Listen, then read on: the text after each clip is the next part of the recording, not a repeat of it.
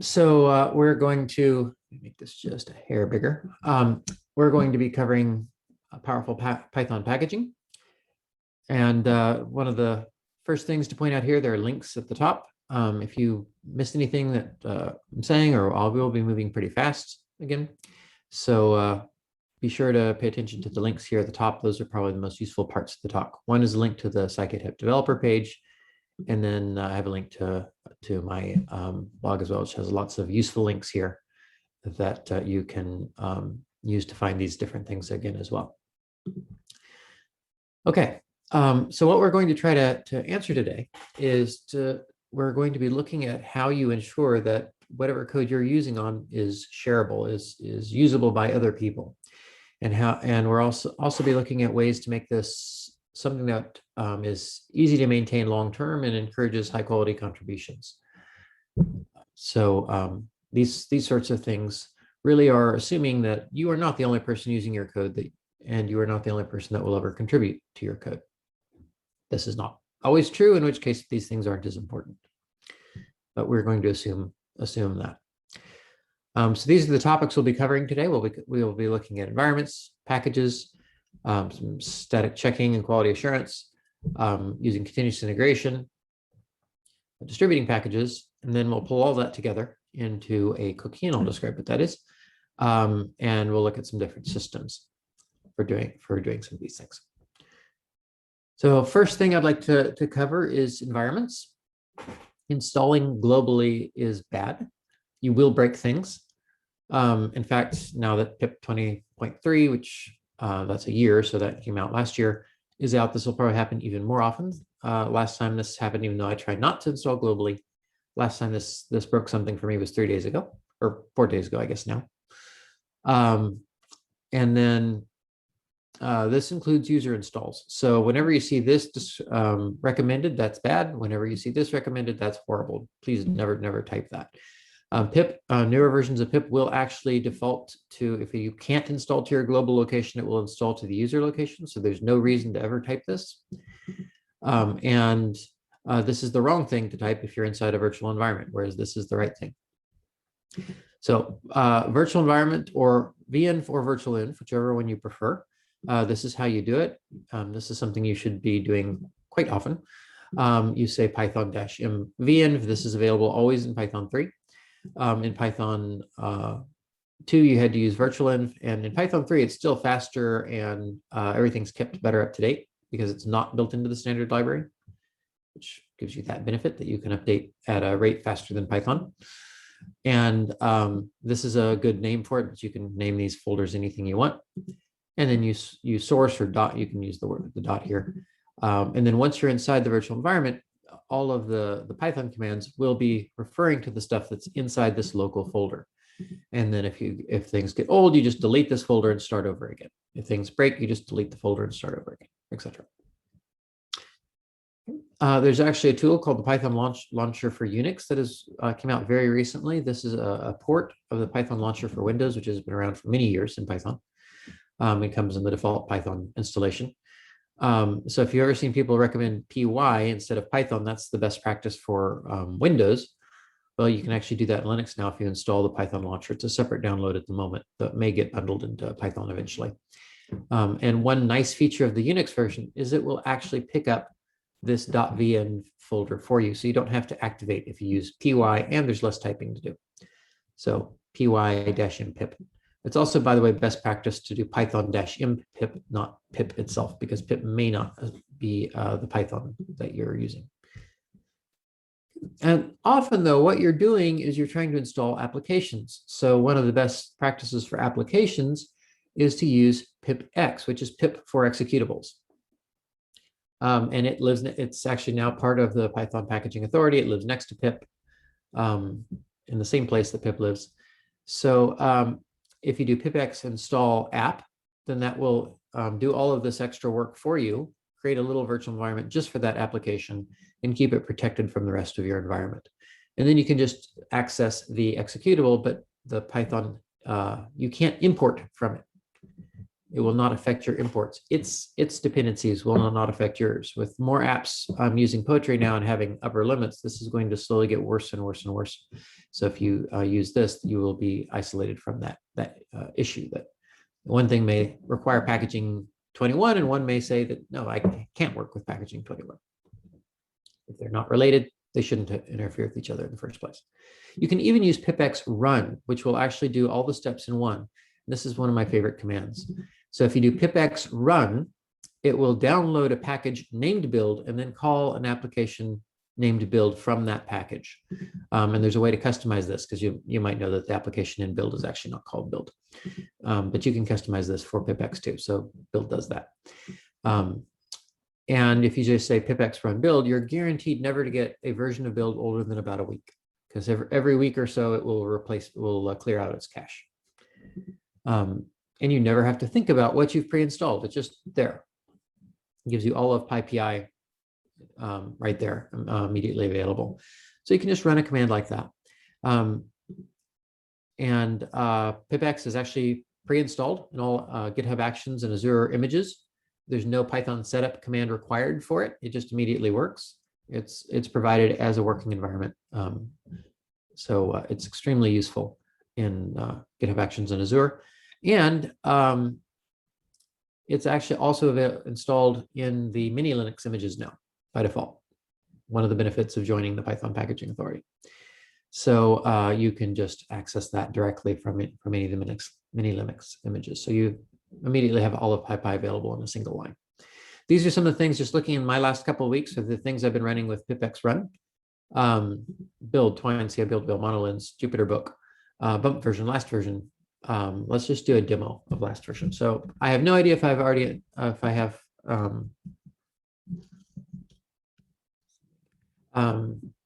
if I've installed last version anywhere or not. Probably not, doesn't matter. Oops, and I've even made the same mistake before. So Pipex Run, and you'll see that it's been more than a week since I ran last version, so it's installing it, and there it is. The last version of CMake that's available is 3.20.5. And that will actually be a little bit faster, because then it knows where to look for CMake. Okay, CMake cookie cutter. These are some other things as well that I've also run recently, but usually there's other ways to run this. But I actually don't even know what that is. But these are other things I've run in the last couple of weeks or so with Pipex as well. And occasionally it's handy. Sometimes you might quickly need to run PyUpgrade, even though you're not using the way I'll recommend doing it. And finally, there's also Conda. Conda, you can either run the Conda command, or you can install and run the Mamba command. Mamba is exactly the same as the drop-in replacement, except it's 3 or 4 times faster if you do installs, and 50 times faster or so if you do updates. And so I really recommend always using a virtual environment. I'm sorry, just an environment file. And if you use this, then it's much easier to keep things up to date. I really don't like trying to update a single package. This way you just update your dependencies here and then run Conda in update, and that will update to everything you have listed in here. And it helps you track what's there. And it's also picked up by various places like MyBinder. All right, so let's take a quick look at task runners. So generally, you should be creating a new virtual environment for every project you're working on. But that's a little bit of a pain sometimes, especially if you're jumping around between projects, or if you're just contributing to a project. If you're a new contributor, it's perfectly fine if it's something you're working on every day. But if you're a fairly new contributor, you probably want something that just runs out of the box without having special setups and without having to look up things. So task runners are really useful for this. There are lots of different task runners. You're probably familiar with ones like Make. Tox was the famous one for Python, which I was rather against, but I actually rather like Nox, which is different. So this is what a Nox looks like. We'll go ahead and just create a file. I'm just going to do a really simple little example where I'm just installing PyTest, and then I'm running the PyTest version command. This is pretty boring example, but it's something that you can kind of just see what it looks like to run it. Okay, and so you'll see that it will create a virtual environment for you. It'll tell you what tool it's using, in fact. And then it gives you every command exactly that it's running. So it helps teach you how to run this yourself if you don't want to run the task runner, which if you're developing this daily, you probably don't, because you probably don't want to create a virtual environment every single time. And then it runs that, and then it deletes the virtual environment at the end. So this is actually really handy because it gives you a way to run arbitrary Python commands, controlling exactly what gets installed. And there's actually some options to this decorator. This happens to look a lot like PyTest. It's intentional. Use VNF equals true. If I do that, it won't actually, it'll actually just reuse the virtual environment. By default, it will always install a new one and delete the old one. But you have to be a little bit careful if something gets old there. Okay. Also, this is something I run often enough that I actually have it installed through Brew now, because I just did Brew install Nox. Brew, there's really, if you're using something daily, I would recommend, if you're on a Mac, to use Brew versus Pipex for installing them, if it's available in Brew. But I'm just showing you that this would work anywhere. I don't have to install Nox. Okay, and some suggestions for where to use this. And it's not installed in the mini Linux images. It's not a PyHEP package, but you can simply use it via Pipex, so it is available. Okay, so let's take a look at packaging, best practices in packaging. First, and probably most important here, you should always have a pyproject.toml file in your package. It will change the build system a bit. There is a process described in PEP 5.17, and in the process, it says that you either have a pyproject.toml, in which case it runs a PEP 5.17 build, or you have a, you don't have that, in which case it can run setup.py commands, or it can call a hook in setup tools. Most packages actually call the hook in setup tools, but you do still need to have the setup.py, just in case you run across a tool that doesn't. It's still valid. But if you do this, this will give you the modern build system. This is the direction that Python is wholeheartedly moving. If you don't like the old build system, I'm sorry. Or if you don't like the new build system, I'm sorry. It is superior in several ways, and that's the direction that we're all moving in. But it does change things a bit. So you should immediately put this file in. And if you have this file, you should always have a build system section, and you should always have this, which will make sure you get the modern setup tools build, and not the legacy one, which is some sort of weird hacked together thing that's trying to imitate the old build system. But this one should be better. So just I would always target this, and it gives you a very powerful benefit. You can actually verify or require anything you want at build time, and that doesn't affect your install time requirements. So it'll create a new virtual environment when it builds.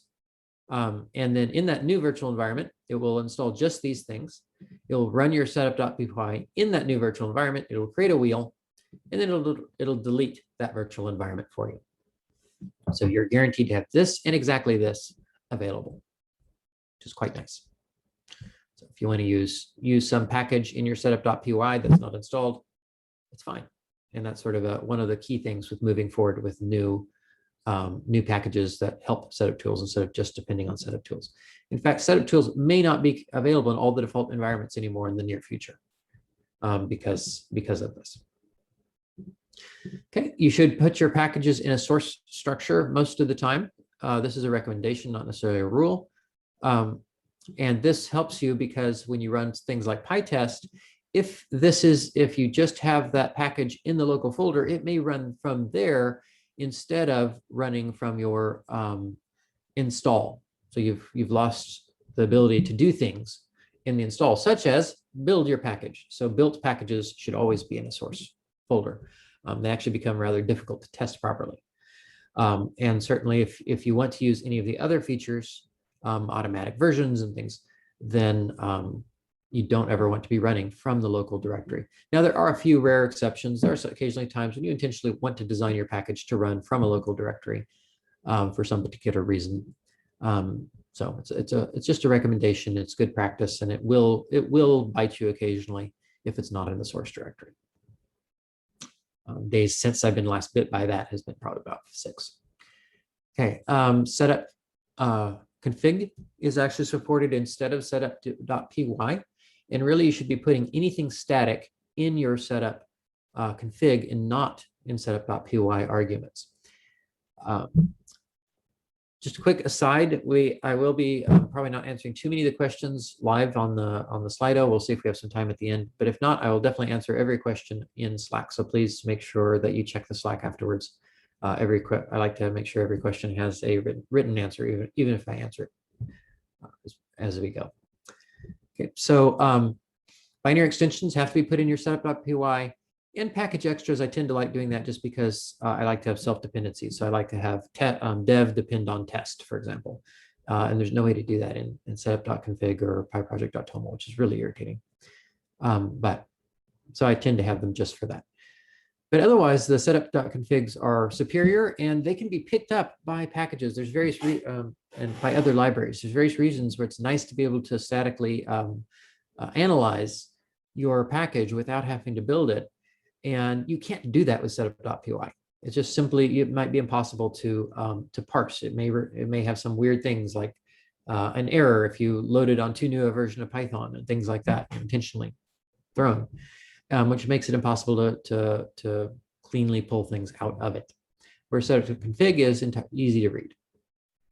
And you can format it. In fact, the setup config format actually will fix some common mistakes and things too. So there's lots of really nice features with having a static configuration. And you can mix and match. So just put as much as you can in setup.config. It also helps you avoid having helper files in your setup.py, because now your setup.py is only the logic. It's only the build logic. It doesn't have the name of your package and all this sort of static stuff. I also recommend using extras. And so, for example, if you support tests, which you should, then have a test extra. And that way you can install your package with a bracket test, and that will install all of the test extras. So these are some recommendations for names for common extras. Okay. Do not ever forget Python requires, possibly the most important line in your setup.config or setup.py, if you really feel like you have to have it there, is your Python requires line. You should always have that regardless of what your Python versions are. The reason is that this affects you from the last release instead of affecting you from the current release. If I suddenly realize, if I make a release and say I drop Python 2, and I suddenly realize I don't have Python requires, it's too late. I can't fix it. People are no longer going to be able to even install my package on Python 2. I have to go back and yank the release and do a new release or do something like that to fix the Python requires. So this should be the first thing you fix if you don't have it. We'll move forward because I have other things I want to cover, but feel free to read this as it describes describes how pip handles this. Also, don't put an upper limit on this. It wasn't designed for that. It doesn't work correctly. So, but it's perfect for limiting and removing lower versions. So static checking, I highly recommend you use pre-commit. In fact, I recommend it so much, I'm not going to show you Pipex Run pre-commit. I will assume that that's such a standard feature. You should always be installing it somewhere. And this allows you to run any possible check. It's basically a task runner, but designed specifically around the idea of checking code. And it's designed really around the idea of doing fast checks. Usually you don't put tests here. But one example of one that I'll show you is MyPy. There's two ways of running it. You can do a pre-commit run, which will check only what's changed in your Git staging area, or pre-commit run -a, which will check all your files. So when I'm running it by hand, I usually run this. If you run pre-commit install, it will actually run every time you commit, which is sort of the recommended mode, the pre-commit. I install it some of the time. I run it this way a lot, most of the time, even if I haven't installed. There's lots of great things here. I would really go to this page and read about all the different checks and things that you can put. And there's actually a service, precommit.ci, which is a specialized CI service. It also has its own GitHub action. But the service will actually give you weekly, or you can configure that, Updates to all your pre-commit hashes. These things have to be pinned exactly. That's how pre-commit caches itself. So don't ever put master or main or whatever there. And then you can use pre-commit auto update to update all of them. And any modifying checks will be committed directly to the PR. So if somebody commits something and they didn't appease Black, Black will change it in pre-commit. Pre-commit CI will commit it, and then they don't. Your committer doesn't even have to worry about it. There's no back and forth. Hey, please fix my style. Please run this. Please do this. It just happens. It's done. Non-modifying checks then are still just a failure. And this actually globally caches all the environments, so it's extremely fast, running in just a few seconds. So here's an example of a more detailed check. Here's MyPy. Give it a specific one. Then we can even tell it what files. If it doesn't change files there, it doesn't run the pre-commit. It doesn't run pre-commit on it. We can tell it what arguments. It has some. This hook has some default arguments. You can look that up really easily by looking at that repository. But we just turn them off by just having empty, and then you can list the dependencies to put in this virtual environment. Every single one of these will get its own individual virtual environment in whatever system it is. If you have Ruby, it'll get a Ruby environment. In Python, it'll get a virtual env. And you control exactly what versions and everything go in there, which is very important for MyPy. So often this is the only recommended way to run MyPy for me. All right, so you should always have CI. Just to show you that CI is actually really easy to set up. Here's a actually rather long job. See, it almost even fills up my whole screen. You tell it when to run. This is an example of a linting job. So this would be optional especially if you run precommit.ci, you don't need this part. And this is running your tests on several different versions of Python. This is using Nox and Pipex. So I set up Nox here. And then with Pipex, I run, and then it's pulling out different Python versions from here, because Pipex will run on the default Python version, which is 3.8, I think. Okay. But you can easily do other ones. There's a different one on the Scikit-HEP site. Just wanted to show you a slightly different example there. But that's it. Now you have even multiple runs. Okay. So then this has lots of great features, including you can upload artifacts and then download them from the UI. So if you want to build a PDF of your paper there, or web pages or whatever that's usable, it's not just continuous testing. It can be continuous anything. Actions are extremely easy to define yourself, either locally or in a repo. You can just use the shell if you want. It's really, really, really nice. And then you can even use Dependabot to keep your actions pinned, but updating regularly, since pinning is nice, and you can even do different pins there. All right, so for distributing packages, I recommend using build if you're building Estes or wheels, for pure Python packages, or Estes if you're doing anything else. And that's really the nicest way to run it. And then for building anything else, I recommend cibuildwheel, which has been extremely powerful for building different things. So this is just an example of all you need to do. And this is actually building every known wheel for every common platform. This is normally something that you would spend roughly 400 lines of CI code to do. So, and you can configure it through these. And in fact, there's an upcoming feature in 2.0. In fact, I recommend using the 2.0.0 alpha 4 for everything, just because this is so useful. There you can drop it in your PyProject.toml file. And in this case, it's really easy to run it locally. You can just say Pipex run. In this case, right now, you have to pin, obviously, an alpha version to get it. And then tell it to produce Linux wheels, because you don't want to run this locally for macOS or Windows wheels, because it installs things globally at the moment. But you can run it just fine for local, and you can build your wheels this way locally, your Linux wheels, your mini Linux wheels. It's really handy. And then Condo Forge is a way to build Condo packages. Okay, let's just take a quick look at Cookie Cutter to create. To basically do everything I just said. I didn't copy that. I can do this. Yeah, I didn't. I can do all of this at once. Let's try to do a live demo of that. Okay, sure, it's fine to download it or rerun it. I'm just going to call it package is fine. It'll default to Scikit-HEP, but you're welcome to use this for anything else that you want. Put in a name there. Let's do a FLIT 621 package, because that's going to be fun. You can pick different kinds of packages. Fill in the rest of the information here. You can actually default some of this information if you want using cookie cutter. And there we go. So if you look, we now have a example package here, and it's a FLIT package. So it actually only has a pyproject.toml. So if I just look at that file, pyproject.toml, then there you go. That's the entire package. Oops, this is the wrong one. Sorry, there you are. It has all the setup that I've done. And then if I do back, again, it only has a pyproject.toml. And there you go. So that's what it looks like. It's got all of this configuration set up, and everything is set up in the pyproject.toml file.